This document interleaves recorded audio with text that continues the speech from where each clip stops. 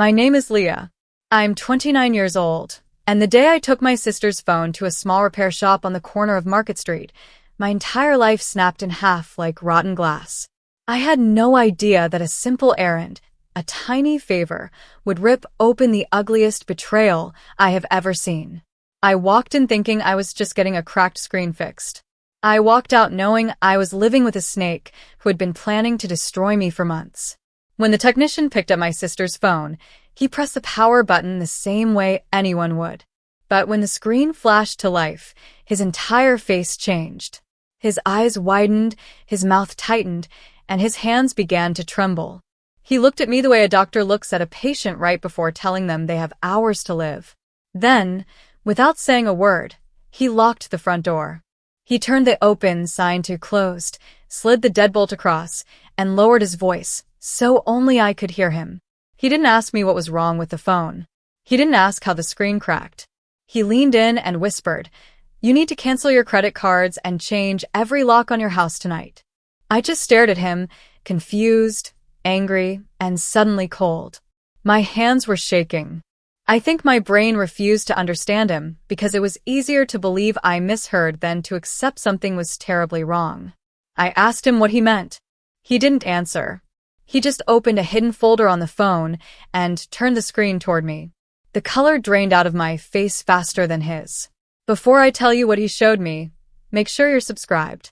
If this happened in your city, to your family, to someone you love, you would want to be warned before it was too late. And tell me in the comments what country you're watching from, because this story doesn't just expose a betrayal, it exposes a lesson most people never learn until it's too late. I trusted my sister. I trusted her with my home, my family, my mother, my accounts, my spare key, my life. I never imagined she was capable of anything beyond messy relationships and dramatic arguments. But looking at that phone, I realized I never knew her at all. I thought betrayal came loudly, with shouting, with fights, with red-faced screaming matches. But betrayal is quiet. Betrayal wears soft voices. Betrayal wears love like a mask. The technician kept scrolling, and my entire world began to collapse. Hidden messages, encrypted conversations, documents sitting in folders that shouldn't exist. My name appeared again and again. And every time I saw it, my chest tightened a little more. Somehow, someway, my sister wasn't just lying. She was planning something. Planning it carefully. Planning it secretly. Planning it with someone else. And she wasn't planning to hurt me emotionally. No. She was planning to ruin me legally, financially, personally. She was planning to destroy everything I had spent years building. When he scrolled one more time, the phone vibrated with a notification. The technician's face turned white as paper. He looked at me, and for a moment, I thought he might actually cry. His voice dropped to a whisper. "You're in danger." And that was the moment my stomach turned to stone. Everything in me wanted to run. Every instinct told me something poisonous was unfolding under my roof. Every thought in my head was screaming, why would my sister do this to me? Why was my name in those messages? Why did the technician look terrified of a cracked phone? He tapped one more icon and opened a file labeled with a single letter, just an initial. No full name. No picture. Just one cold, sharp letter. And blocking the doorway behind us, the technician whispered again. Something is very wrong. And that was the moment everything I believed about my sister collapsed. The technician told me to sit down. His voice wasn't calm. It was strained and urgent, like every second mattered. I could hear the ticking of a clock somewhere behind the counter, and for the first time in my life, a ticking clock sounded like a countdown to disaster. He opened a hidden folder, one that required a password I didn't even know my sister had set. Inside it were files that didn't belong on a normal phone.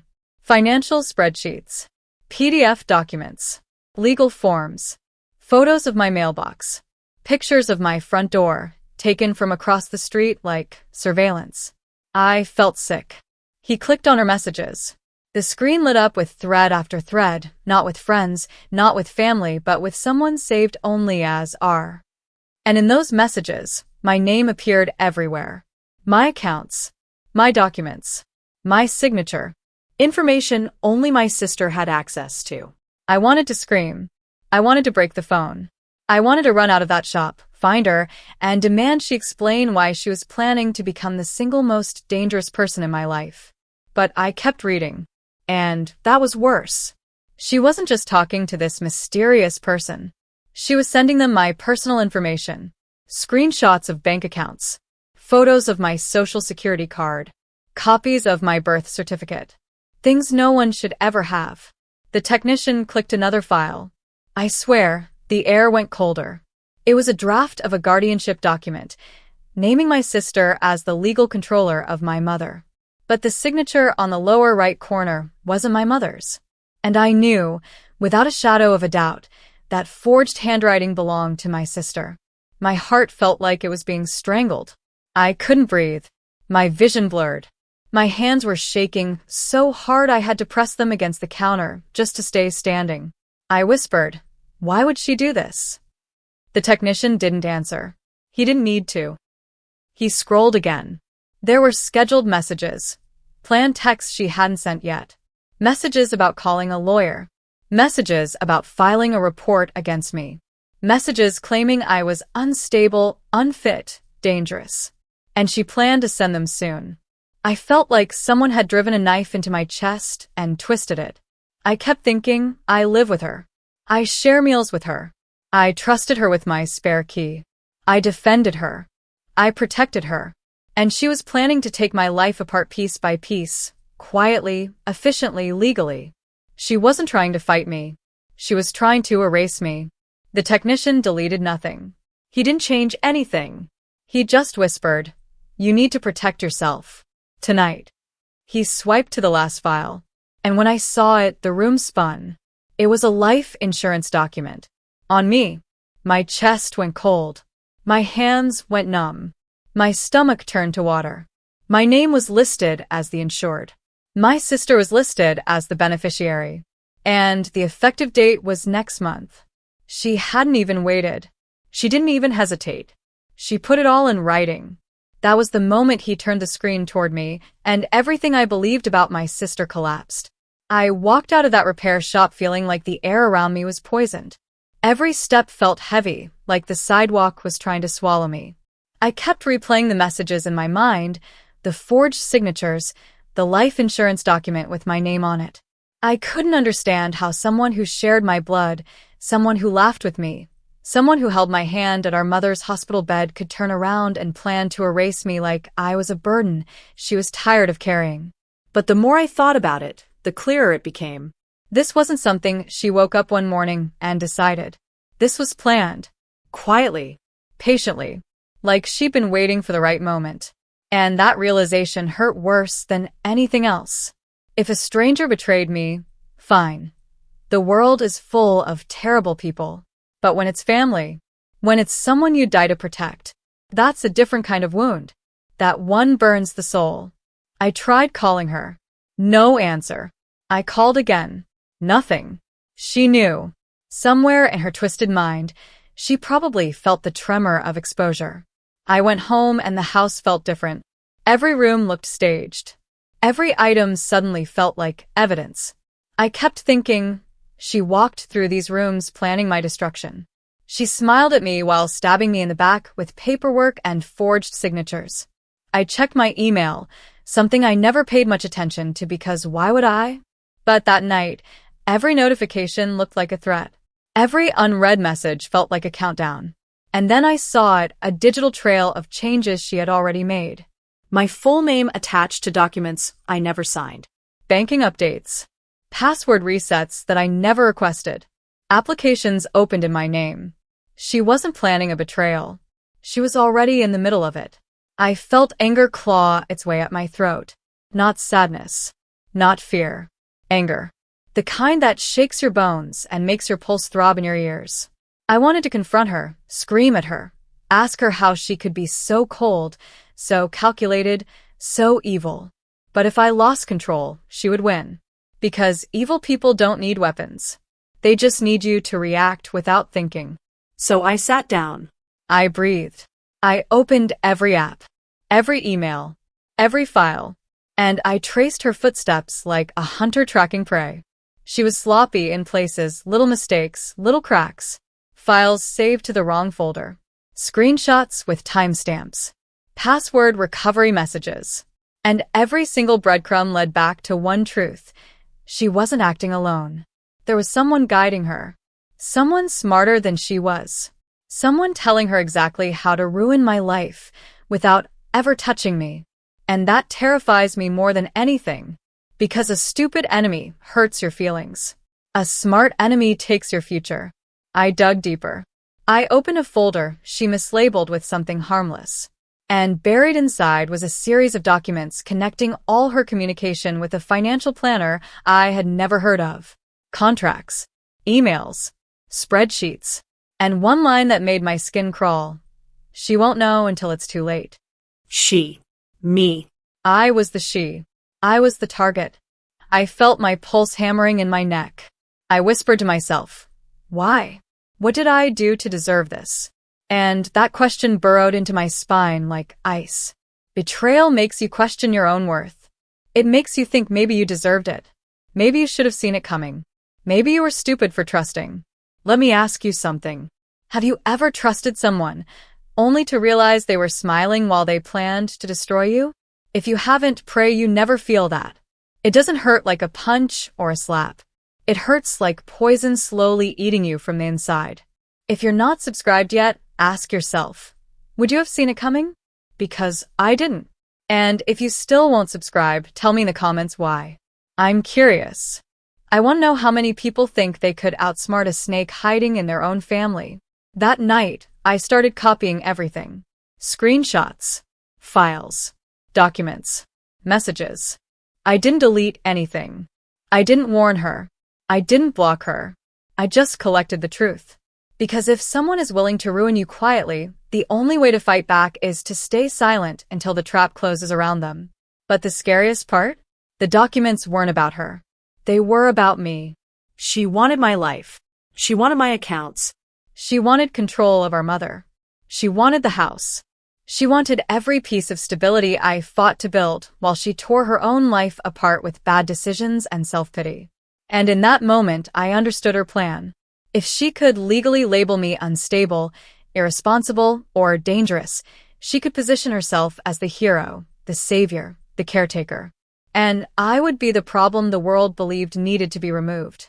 I sat there in the dark, shaking, while the phone glowed in my hands like a weapon. I realized I wasn't living with a sister. I was living with a threat wearing my mother's eyes and my father's last name. I didn't sleep. I couldn't. Every time I closed my eyes, I saw her laughing with me while planning my death on paper. Every innocent memory felt poisoned. Every family picture felt like a lie. By sunrise, I wasn't just heartbroken. I was ready for war. The next morning, I changed every password I had. Email, bank accounts, credit cards, my phone, my laptop, everything. I locked down every door of my digital life because she had already walked through too many of them without permission. Then I went to the bank in person. Not online. Not over the phone. Because what I saw in those messages told me one thing. She planned to use my identity to drain everything I had, and if I waited even a day, it might be gone forever. I told the banker everything. I watched their face go pale when I explained how my sister had been accessing my accounts. They froze every card and issued new ones. They flagged my credit. They put warnings on my file, so no one could open anything in my name. That was step 1. Protect what she was trying to steal. Step 2 was harder. I went home and grabbed every document I owned: birth certificate, medical papers, leases, tax records. She had taken pictures of most of them already, but I wasn't giving her another chance. I locked them in a safe. A real one. The kind you bolt to the floor. And then I searched the house. Not because I was curious, because I was terrified. If she had her hands on all that information, maybe she hid things too. Maybe she planted something. Maybe she had papers waiting to use against me. You don't realize how vulnerable a home is until you suspect someone you live with is plotting to destroy you. I checked drawers, cabinets, closets, under the bed, behind furniture, anywhere a snake could hide its venom. And in the hallway closet, under a box of winter clothes, I found a folder. A physical one. My heart almost stopped. Inside were printed copies of the exact documents from her phone. Bank statements, insurance forms, copies of my ID, copies of medical papers with signatures forged so perfectly it scared me. She wasn't just planning. She was rehearsing, preparing, making sure everything was lined up so the moment she pulled the trigger, I would look guilty and she would look like the victim. That's when I knew I needed a lawyer. Not a friend. Not a warning. A lawyer. So I made an appointment with someone who had handled identity theft and family fraud. When I showed him everything, he didn't blink. He didn't ask if I was sure. He just nodded. Because he had seen this before. Not once. Many times. And the pattern was always the same. Someone lazy, jealous, entitled, and hateful sees a relative climbing in life and decides they deserve it more. He gave me a plan. It was simple, terrifying, and brilliant. Step 1. Keep gathering evidence. Step 2. Stay silent. Step 3. Let her think she is winning. Step 4. Catch her in the act. That was the hardest part. I wanted to confront her. I wanted to scream in her face. I wanted to ask her if our childhood, our memories, our mother meant nothing. But anger makes you sloppy. And if I slipped, if she caught even a shadow of suspicion, she would erase everything and start over. So I played along. And as the days passed, the messages on her phone grew bolder. More documents. More plans. More lies about me. And then I found one thing that froze my blood. A date. A deadline. Something was supposed to happen soon and I was running out of time. Late one night, I opened her email again. I traced messages between her and that shadowy R. And in one of them, he wrote, "Once we sign, she can't fight it." Sign what? Sign when? Sign where? That was the moment my fear turned into strategy. Around midnight, I got an anonymous text message from an unknown number. It said, "Stay out of this. You're already too close." No greeting. No punctuation. Just a threat. A cold one. Someone knew I was getting closer. Someone knew I was digging. My hands shook, but my mind was sharp. That was the moment I realized my sister wasn't acting alone. I didn't confront her. I wanted to. Every part of me wanted to grab her by the throat and demand she admit what she'd been doing. But if I snapped too early, she would win. And I refused to let evil win. So instead, I pretended nothing was wrong. I smiled. I cooked dinner. I acted like a sister. And the more normal I behaved, the bolder she became. She started leaving her laptop open, probably thinking I was too stupid to ever suspect her. She started printing documents again, confident she was close to pulling the trigger. She even started treating me nicer, which was honestly the most terrifying part. Betrayal changes everything you see. Every smile looks like a threat. Every laugh sounds fake. Every word feels loaded with poison. And sitting across from her at the dinner table felt like eating with a stranger wearing my sister's stolen skin. My lawyer helped me set the trap. He told me to invite her to a family paperwork meeting, something harmless and friendly. He said to let her think I was unaware, unprotected, defenseless. Because people who think you're weak become sloppy. And sloppy people make mistakes. So I invited her to sit down with me and go over financial papers. I said it casually, like I was confused about something and needed her help. She took the bait instantly. She agreed too quickly. Too eagerly. Because in her mind, she thought her plan was perfect. She thought I was the victim. She thought she would walk into that room, get the signatures she needed, and legally erase me from my own life. What she didn't know was that my lawyer was waiting in the next room. That every document she brought was being scanned and timestamped.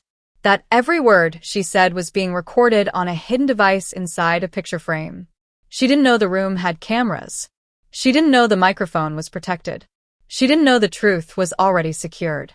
She walked into the house with a stack of papers, guarded but confident. She tried to play sweet at first. She talked about how she wanted to help with our mother. She talked about how she worried about my future. She pretended to be the loving sister she had abandoned months ago. Then she slid the papers across the table. Sign these, she said. I asked her what they were. She smiled and lied. She told me they were simple forms. Just harmless authorizations. Nothing major. But the problem with liars is they assume everyone else is blind. I wasn't blind anymore. I was angry. And anger, when controlled, is power. I kept my voice calm. I asked questions. I played confused. I let her talk. And the more she spoke, the more she incriminated herself. She revealed things she shouldn't have known. She slipped up. She mentioned account details I never shared. She referenced conversations she didn't know I had screenshots of. She talked too much, and every word became another nail in her coffin. Then she made her biggest mistake. She said, "You don't need to read them. Just sign." That was the moment my lawyer stepped in. He walked right into the room and sat at the table. And I swear her whole face changed. Her eyes widened, her lips twitched, her voice cracked. She tried to smile, but it was the smile of a cornered animal. He introduced himself formally. Calm, professional, polite, but firm. He asked her why she had forged my signature. She stammered. He asked her why she had life insurance documents with my name. She looked stunned. He asked her why she told a stranger named R that I would be out of the picture soon. She tried to deny everything. But then my lawyer pulled out the phone. He placed it on the table, pressed play, and let her own voice expose her. Every message, every forged document, every threat, every plan. And then she snapped. She went from fake sweet to furious in seconds. She screamed. She cursed. She called me jealous. She said I always got everything. She said she deserved my life more than I did. She admitted the entire plan, not because she was honest, but because she was angry she got caught. And just when she said the words, "You are never going to see it coming," the door opened again. 2 police officers walked in. My lawyer had already filed the report. The evidence was overwhelming. Nothing she said could save her. The officers put her in handcuffs. She screamed at me. She called me a liar. She called me a traitor. She said I ruined her life, when she was literally the one who tried to erase mine. But I didn't scream back. I didn't argue. I didn't cry. I just stood there in silence, watching her finally face consequences she thought she was too clever to ever face. Some people watching will say, I went too far. Others will say, I didn't go far enough. What do you think? If you haven't subscribed yet, maybe ask yourself why. Because you just heard how quietly a life can be stolen. And if you still don't want to subscribe, then tell me why in the comments. You might not believe you could be a target, but neither did I. The officers took her outside. She kept shouting that she would ruin me.